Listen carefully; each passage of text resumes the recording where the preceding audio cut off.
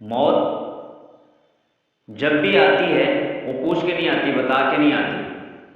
ایک اٹل حقیقت ہے جس کا کوئی انکار کر ہی نہیں سکتا، خواہ وہ نبی ہو، ولی ہو، کتب ہو، غوث ہو، ابدال ہو، خواہ وہ کتنی مرضی پہنچی ہوئی سرکار کیوں نہ ہو، موت کا منکر کوئی بھی نہیں ہے اور موت کسی کو چھوڑتی بھی نہیں ہے۔ اور یہ اس دنیا کے اندر انسان رہنے کے لیے نہیں آیا، جانے کے لیے آیا، یہاں خواہشیں پوری نہیں ہوتی۔ دیکھیے نا،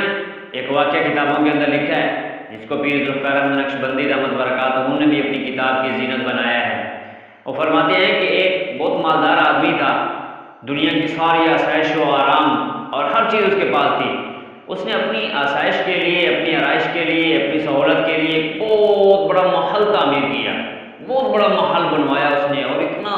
خوبصورت زیب و زینت کے ساتھ، اور بڑی اس نے جو ہے وہ آراستہ کیا اس کو ہر چیز کے ساتھ، اتنا خوبصورت محل بنایا کہ لوگ دور دور سے اس کو دیکھنے کے لیے آتے تھے۔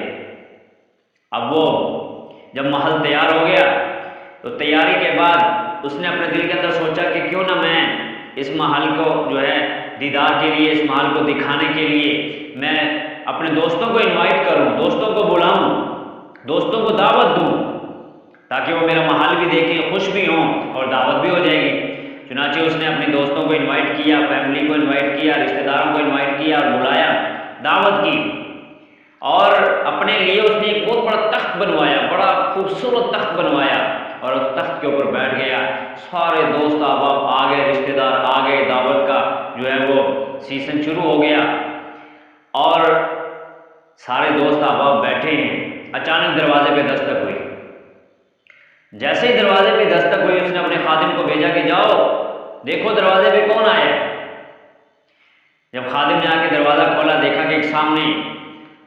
بہت ہی خوبصورت سفید ریش ایک بابا جی کھڑے ہیں۔ اس نے کہا کہ جاؤ اپنے مالک کو بتاؤ جا کے کہ ملک الموت آیا ہے۔ اب وہ خادم اپنے مالک کے پاس گیا اور جا کر کہنے لگا کہ دروازے پہ ملک الموت آیا ہے۔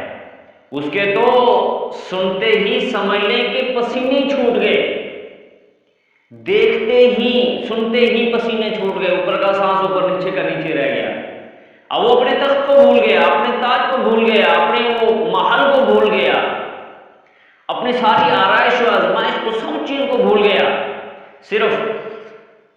اس کو جب ملک الموت کا نام سنا پسینے چھوٹ گئے، پریشان، ایک رنگ جا رہا ہے، ایک آ رہا ہے۔ اب کیا ہوا؟ اس نے اپنے خادم سے کہا جاؤ اس کو کوئی بہانہ کر کے اس کو واپس بھیج دو۔ اب مالک کا اور خادم کا آپس میں مکالمہ چل ہی رہا تھا کہ وہ